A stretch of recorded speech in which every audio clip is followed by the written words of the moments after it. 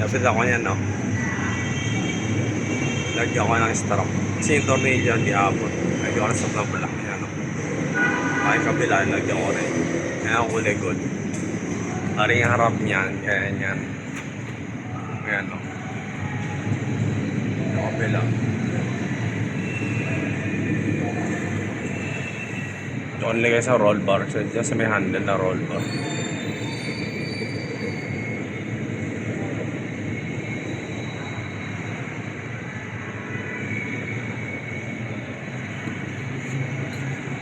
Pag sa likod, tingin niya sa likod ganito yan. Ayan. Sandi auto. Pisa kang mo. Bari yung pinagbilihan ko yan, nakasubscribe siya sa channel ko. Yung lalaki. Wala nang kapit yan. Siguro mga mga 50 minutes pa na bit yan. Yung dalawa na yan.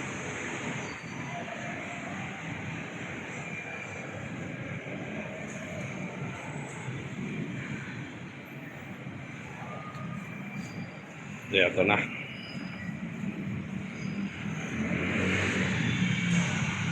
Sa ganda na ngayon tingnan yung old bar.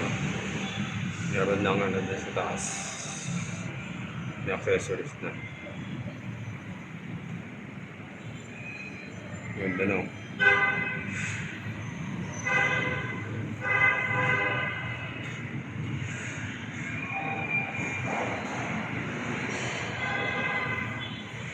Kulay pan, may hawig pa sa magsingulay. Hindi mo. May hawig.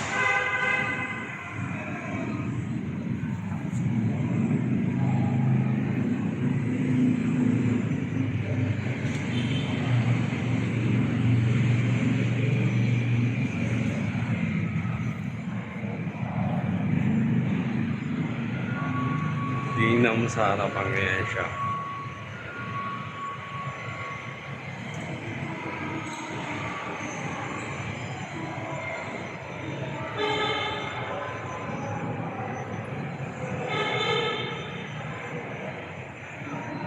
Ito na.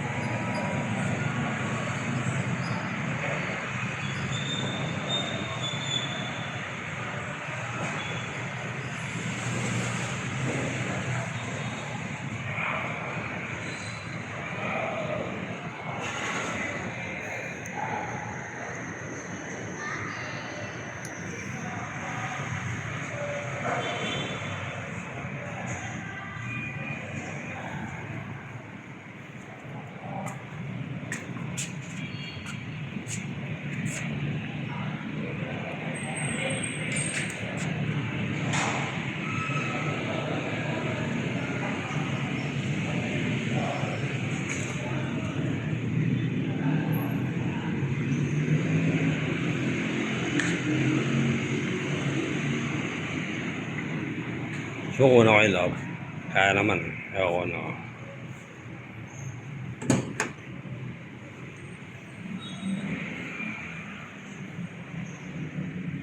Ngayon love.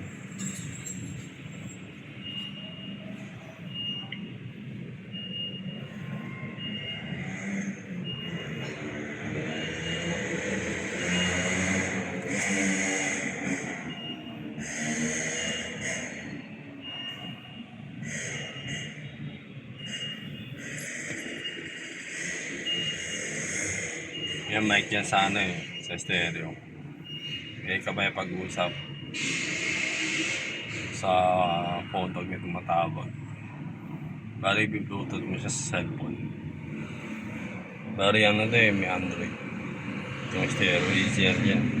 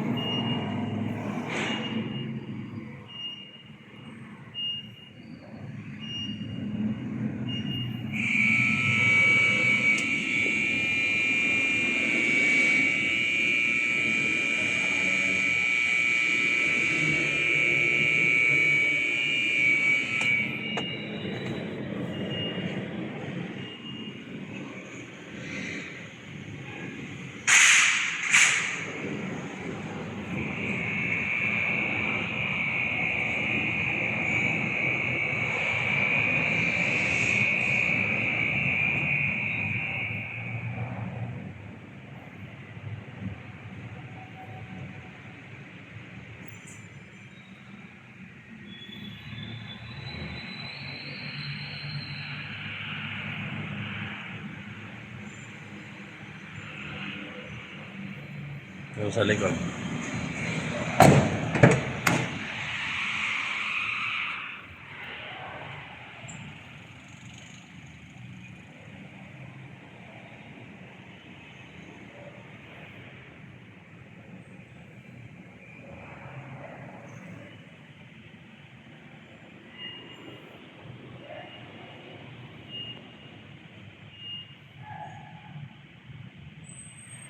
Yung payong para sa likod.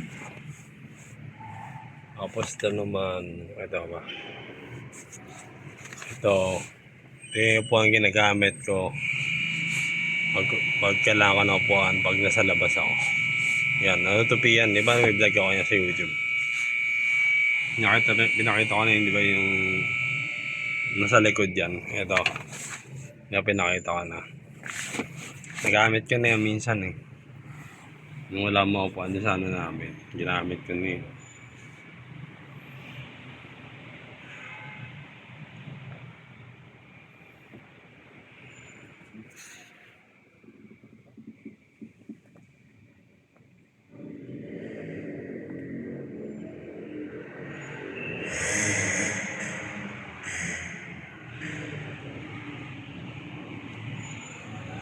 Nga sa kabila.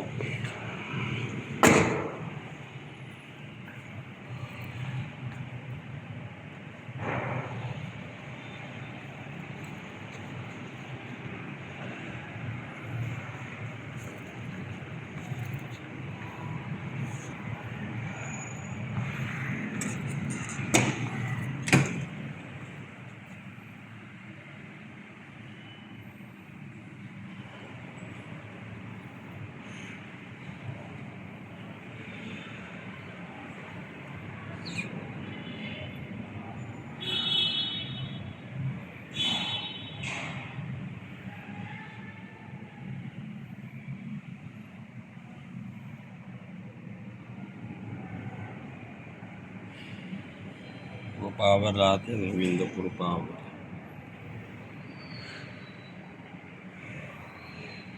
Ang kilometer reading yan, digital, yun.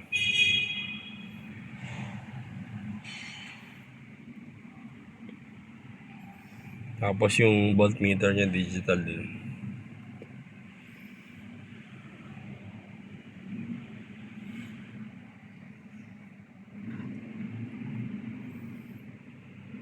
Pero mag-control na ng steering. Yan. Dito pwede mag-charge ng phone, cellphone, dalawang cellphone pwede. Pero isa lang USB ko rito. Ito. Hindi ako mag-charge ng cellphone dyan. Dito lang yung pa nakalagay sa sakyan ko.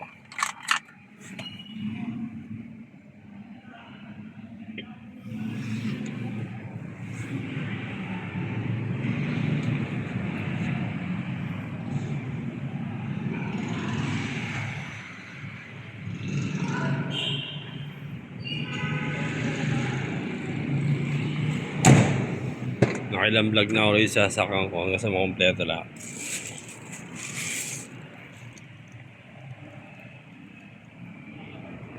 Dito ko na nilagay yung ano.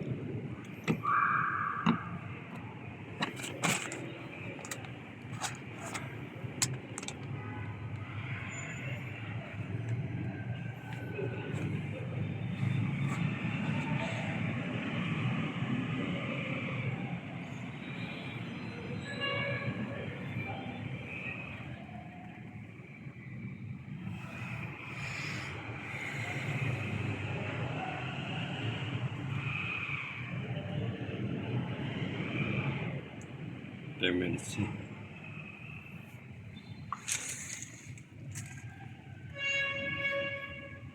Ang brand new pa loob, no? Pinalinis ko yun eh. Sa Banawi.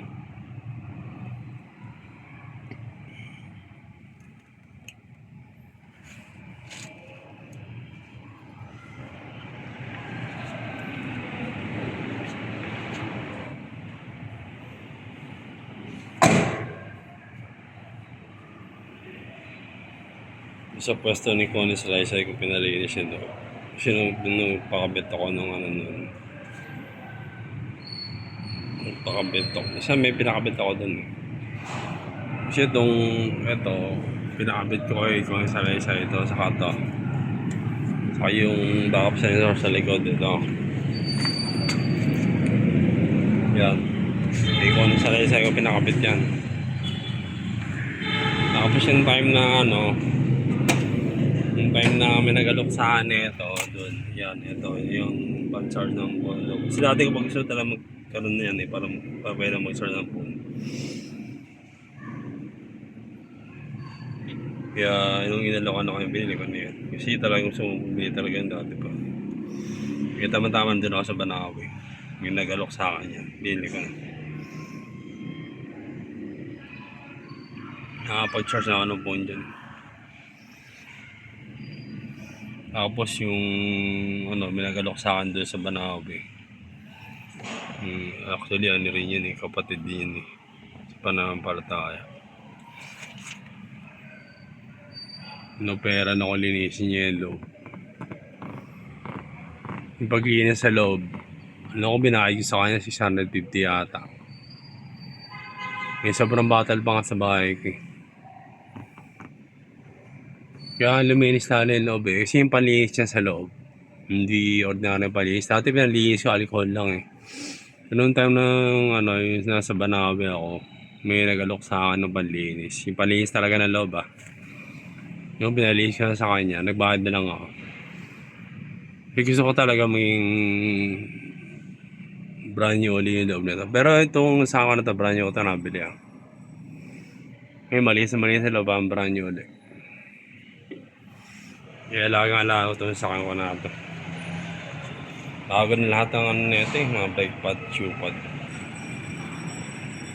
Brake master, clutch master, bago lahat ng radiator, bago. Naka-tune up na rin ito. Tapos transmission, pressure plate, pilot bearing bago.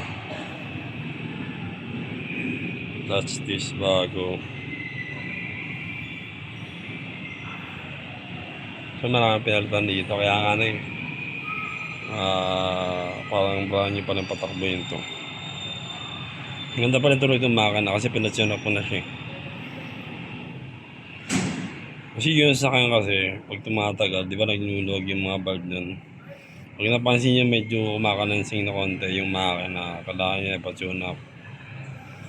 Nawala yung kalansing na yun eh, parang tumutunog. Yung parang hindi swabe yung tunog. Pag may narinig yung kakaibang tunog sa makina nyo, kailangan nyo ipatune up yun. Yung bulb, papa-adjust. Nung pina-adjust ko, nawala yung yung maingay. Gumanda na tuloy yung makina ko eh. Papa-adjust lang yung bulb yun. Saka kailangan yung yung radiator. Pero may i-check every 3 months. Saka pa nagdadrive kayo, para may kayo madalas kayo titingin din sa may sa may dyan may temperature gauge. Yung sa temperature sa radiator. Pero may titingnan yan na nagdadrive kayo.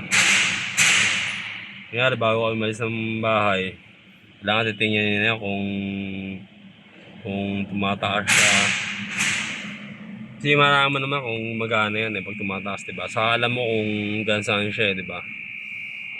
Yung gansaan. Tapos pag yung napansin mong maabot na siya ng gitna, sabihin medyo nagkakaproblema na yan. Kasi hindi yan pwede maabot ng gitna yung temperature na yan. Kailangan na sa lang yan, 1/3.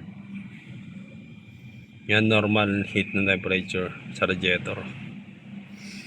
Tapos sa fuel naman, ako naman ginagawa ko sa fuel, pag nasa kalahati na siya o mababa konti sa kalahati, nagkakarga na ako. Tulad kagabi, nagkakarga na ako 1,000. Kasi hindi ko pinapaabot ng 1/4 yung diesel ko na yan, yung crudo. Hindi ko pinapaabot ng 1/4 yan. Dati, tapos nagkakarga ako. Dati ko ginagawa ko yung maabot ng 1/4. Pero ngayon hindi ko na pinapaabot. Kasi mahirap pag nasa traffic ka. Kaya ginagawa ko pag yung fuel niya nasa nasa below 1/2. Gusto mababa na ng konti sa kalahati, kakarga na ako. Kakarga ako 1,000. Bari ano yan, yung kakarga ako 1,000 na bari ano yan, Nasa ano na yan, nasa 3/4 na ang laman.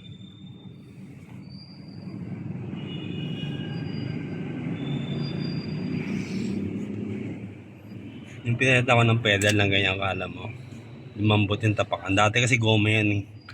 Dati matigas. Iba yung goma eh, saksag yung pedal. Subukan mo palitan yung pedal nyo ng ganyan, sport pedal, ganyan tapakan, para ka nakamatik yung sakyan.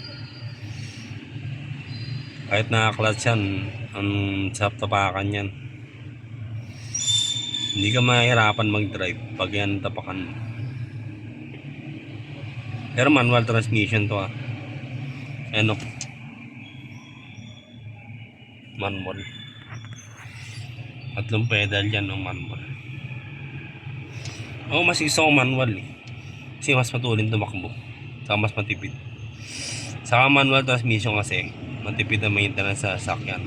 Matipid sa langis, matipid sa kudo. Kaya gusto ko itong sakang natin.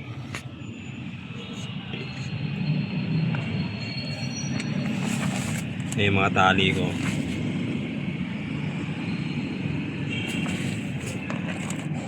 Para sa likod yan. Para sa likod. Pag may kaarga. Dalawang klase, isang puti. Ito may pagkatela to eh. Stretchable. Ito naman itong ano to eh, plastic to eh.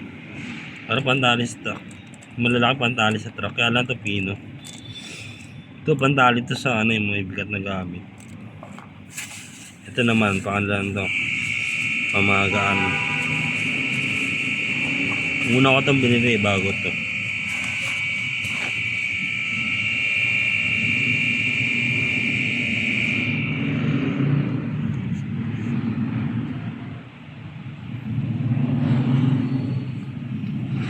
Sarap na may ganito. Alam mo, sarap na may ganito. Sa Manibela. Ang itadrive ako dito, mayroon dito mudulas. Yan, maganda magkabit yung ngayon ng ganito. Ito. Tapos sa pa, ito, importante ito. Itong cover sa Manibela, importante yan. Mas masarap pag-driving pag may ganyan. Kesa yung, ano siya, Manibela lang. Kailangan magkabit kayo ng ganito para masarap mag-drive. Sarap siya hawakan sa kamay. Bili ko rito ano eh. Parang 700 plus eh. 700. Tapos yung tinted naman. Ito nagpalit ako ng tinted. Pakita ko sa inyo.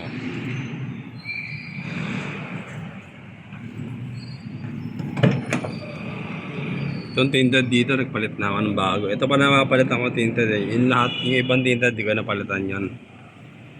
Itong tinted na ito, napalitan ko na to. Ang binayad ko rito na sa ano, 700. Isang ganyan lang yan. Tinted, 700 yan. Tapos tinikita ko lang ito bawat bintana.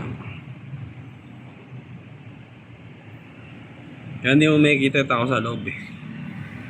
Pero yung labas makikita. May labas nakikita. Pero pag nakasakit ako sa loob, di mo makikita. Diba? Diba ganyan, nakikita yung sa labas. Yan, malinaw, diba, nakikita sa labas. Pag ganyan, wala. Hindi mo makikita yung tao sa loob. Totally natin, hindi mo makikita. Akala ka nakatingin sa salamin. Nakikita mo na yung sarili mo. Kahit lumapit ka yan, hindi mo makikita yan. Kasi may naka-double stick sa loob din.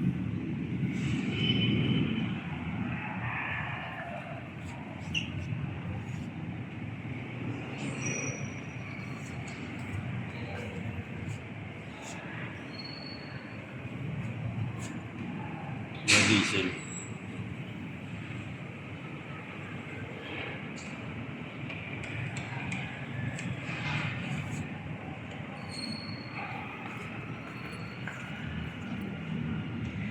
ako lang ang dikit niya ito eh. No, mahusay ako magdikit ng sticker. Bakit? Nag-aaral ako ng ano eh, art. Fine art. Yung top 1 nga ako dun. Nilaban nga ako sa ano eh, sa SM Mega Mall. Sa painting competition. Kaya yung mga sticker na ako nagdidikit lang. Tulad nito, ako lang gumawa niyan. Pero hirap gawin niya pag di ka marunong. Yung sukat pa yan. Sukatin mo yan dyan para mag-balance yung design dyan. Kasi pag binili mo yan, mahaba yan, di ba? Dahil kaya sukatin mo yan para mag-balance siya, oh. Kung di ka nga marunong sa art, di ka marunong gumawa yan, eh. Oo, kasi nag-aaral ako, eh, ng art. Kaya marunong ako, eh. Una pinag-aralan ko yan, eh, kung paano siya babalance. Kailangan kasi itong araw. Itong araw nakatapat dito, di ba? Kasi yan dito yan, eh. Oo, di ba? Para yung taong nakasunod sa kanya nakikita. Yung araw nakaturo dun sa ano, tulad niyan. Yung nakasunod na sa kanya, makikita yung araw nakapunta ron. Nakikita yan ng sasakyan. Kaya kahit naka-parking, sa gabi may ilaw yan. Pag naisinagan. Kahit kasi sa araw, nag-reflect. Tapos yan, ako din yung dikit niyan. Hindi ako nilagay ko dyan. Additional reflector. Yan.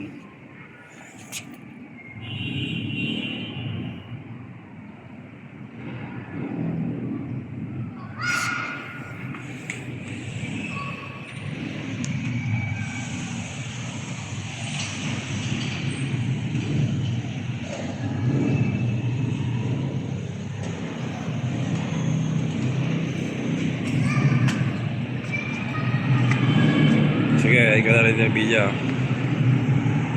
Subscribe na lang itong channel ko para makatulong. Sige, bata nyo.